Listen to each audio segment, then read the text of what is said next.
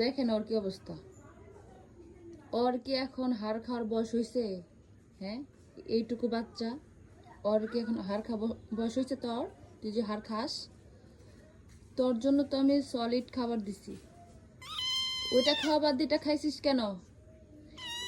এই যে যে এখন দাঁত আটকে আছে,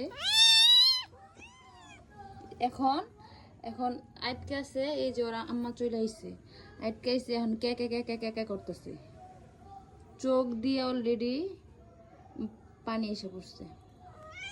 দে তোর মেয়েরা ছাড়াই দে দেখি। এই অবস্থা, বেশি সাহস, দেখি ছাড়তে পারিস নাকি? এখনো ছাড়তে পারে নাই, ছাড়াই দিই। ঠিক যা হয়েছে, আর খাইস না, এটা আর খাইস না।